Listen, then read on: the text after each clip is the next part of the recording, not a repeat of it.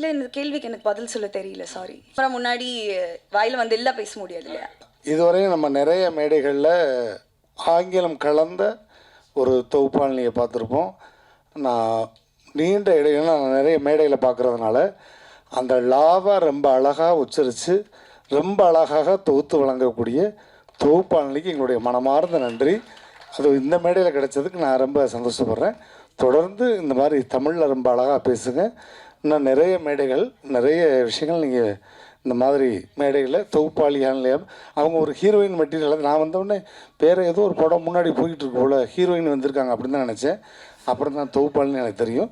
So தொகுப்பாளினிக்கு எங்களுடைய மனமார்ந்த நன்றி. ரொம்ப அழகாக தமிழில் ரொம்ப சிறப்பு பண்ணியிருக்காங்க. தேங்க்யூ.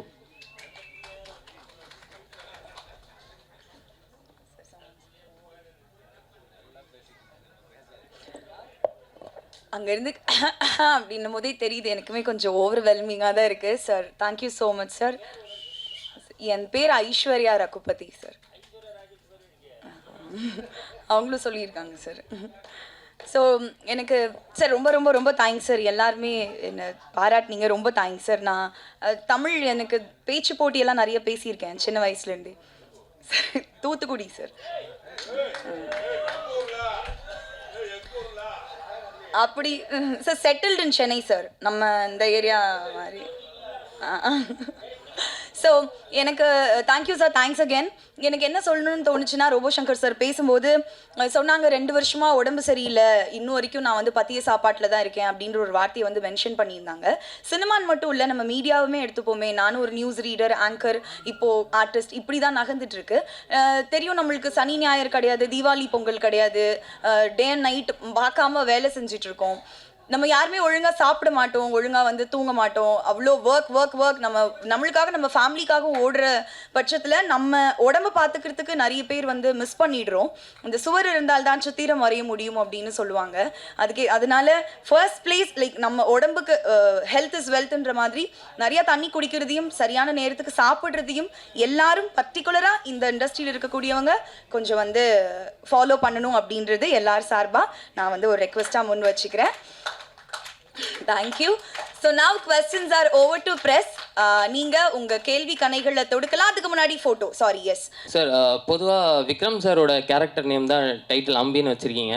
ஸோ எஸ்கே சார் வந்து ரெமோன்னு வச்சு அது பயங்கர பிளாக் பஸ்டர் ஆயிடுச்சு. ஸோ இந்த அம்பிக்கு எந்த அளவுக்கு நீங்கள் எஃபர்ட் போட்டிருக்கீங்க, எந்த அளவுக்கு பயங்கரமாக வந்திருக்கு?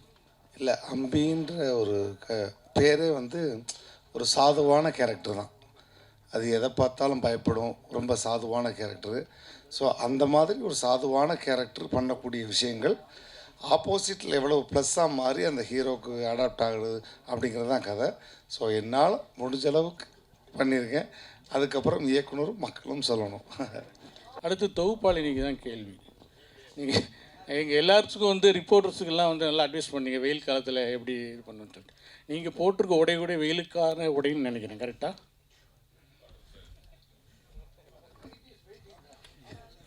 புரியுதா? கொஞ்சம் தெளிவாக கேட்க முடியுமா? அது வெயிலுக்கு நிறைய தண்ணி குடிக்கணும், அந்த மாதிரி நிறைய அட்வைஸ் பண்ணீங்க. நீங்கள் அணிந்திருக்கிற உடை வெயில் காலத்துக்கு ஏற்ற மாதிரியான உடைன்னு நான் நினைக்கிறேன், கரெக்டா?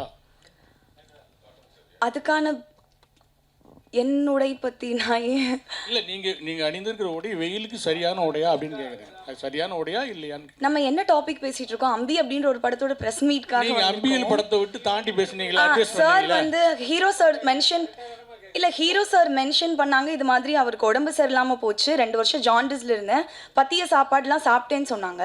அதனால நான் அவங்க பேசினதுக்கப்புறம் ஒரு இது சொல்லணும் இல்லையா, அதுக்காக இப்படி சாப்பிட்டு உடம்பு பார்த்துக்கணும் அப்படின்றது நம்ம பார்த்துக்கணும். நம்மள ஹெல்த் இஸ் வெல்த்னு அதுக்கும் நான் அணிஞ்சிருக்க உடைக்கும் என்ன? நான் உடைய தப்பாக சொல்லலையே. நீங்கள் அணிந்திருக்கிற உடை வெயிலுக்கு ஏற்ற உடையா சரியான உடையான்னு கேட்டேன். ஆமான்னு சொல்லலாம், இல்லை இல்லைன்னு சொல்லலாம்.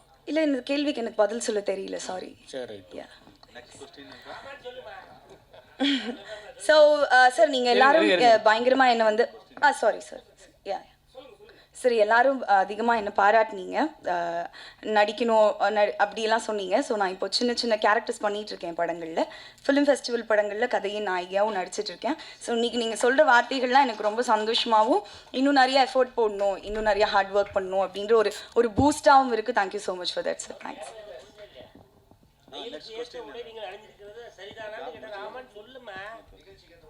காட்டன் saree நல்லதுன்னு சொல்கிறேன் அவ்வளோதான். Oh cotton saree is good for summer அப்படி சொல்கிறீங்களா? This is my comfort dress, அதனால போட்டிருக்கேன். Yeah thanks. டேரக்டர் சார்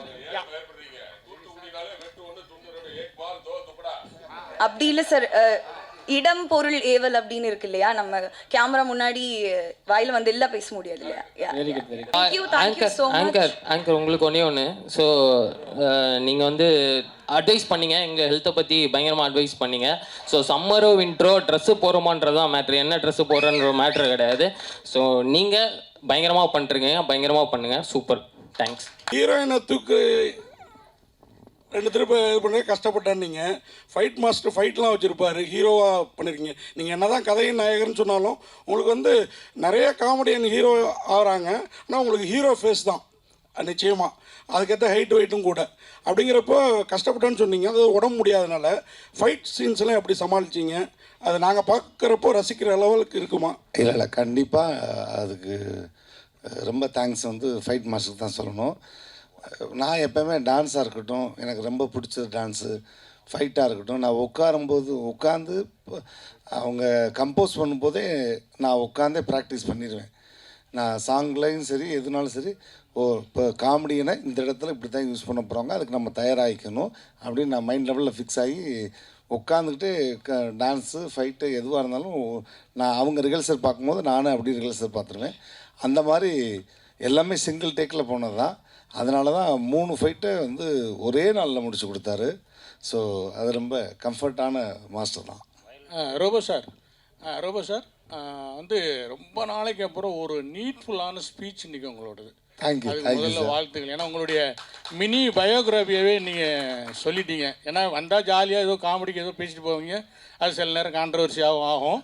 ஆனால் இன்றைக்கி வந்து ரொம்ப நீட்ஃபுல்லாக பேச்சு இருந்துச்சு. இதே மாதிரி நீங்கள் கன்டினியூ பண்ணுங்கள், வாழ்த்துக்கள். நன்றி நன்றி. அப்புறம் டைரக்டர் சாருக்கு சார், பெரிய பெரிய கோடிக்கணக்கான பட்ஜெட்லேயும் காமெடி படம் எடுக்கிறாங்க, கோடிக்கணக்கான செலவு பண்ணி அந்த பட்ஜெட்லேயும் காமெடி படம் தான் எடுக்கிறாங்க. ஸோ அது வந்து பெரிய பட்ஜெட்டு, பெரிய சீனு, பெரிய ஸ்டாரு, இதை வச்சு அவங்களால ஈஸியாக சிரிக்க வைக்க முடிஞ்சிருது. இதில் நீங்கள் என்ன பண்ணிடுறீங்க சிரிக்க வைக்கிறதுக்கு? ஒரு சின்ன பட்ஜெட்டில் என்ன வச்சுருக்கீங்க? இல்லை, பட்ஜெட் அப்படின்றது வந்து ஒருவேளை ப்ரொடக்ஷன், அது நம்பர் ஆஃப் டேஸ், அதை வேணால் நீங்கள் இது பண்ணலாம். ஆர்டிஸ்ட் அப்படின்னு பார்க்கும்போது இதுவும் பெருசு தான். இது ஆர்டிஸ்ட்னு பார்க்கும்போது எல்லாருமே பெரிய பெரிய ஜாம்பவான்கள் தான் நடிச்சிருக்காங்க. அப்படி பார்க்கும்போது இதுவும் வந்து ஒரு ஸ்க்ரீனில் நீங்கள் பார்க்கும்போது ஒரு பெரிய படமாக தான் இருக்கும். வந்து எல்லாருடைய பர்ஃபார்மன்ஸும் இந்த கதைக்குள்ளேயே இருந்துச்சு. இந்த கதையை தாண்டி யாரும் போகலை. எல்லாமே இந்த கதைக்கு என்ன வேணுமோ அதுதான் பண்ணாங்க. ஸ்பாட்டில் எல்லாருமே இம்ப்ரூவைஸ் பண்ணி பேப்பரில் இருக்கிறத விடவே அவங்க ஸ்பாட்டில் ரமேஷ் கண்ணா சார்லேருந்து, இமான் அண்ணாச்சி அண்ணன்லேருந்து, காஞ்சா கருப்பு அண்ணன்லேருந்து, ரோபோலேருந்து, நமோ நாராயணா சார்லேருந்து அவ்வளோ ஒரு டெடிகேஷனோட இம்ப்ரூவைஸ் பண்ணி இதை இப்படி பண்ணிக்கலாம், நீங்கள் எப்படி பேசுகிறீங்களா, சரி நான் அதுக்கு தகுந்த மாதிரி இப்படி ஒன்று பேசுகிறேன் அப்படின்னு ரொம்ப ஜாலியாகவே இருந்தது. வந்து ரொம்ப ஈஸி தான்.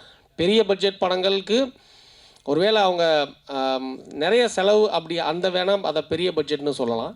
பட் இதுவும் அந்த மாதிரி தான். ஆர்டிஸ்ட் நிறைய பேர் இருக்கிறதுனால இதை பெரிய பட்ஜெட்னே சொல்லலாம்.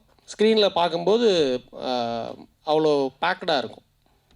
வந்து காமெடிக்கு இது 100% சின்ன பட்ஜெட் பெரிய பட்ஜெட்லாம் இல்லை. ஆமாம்.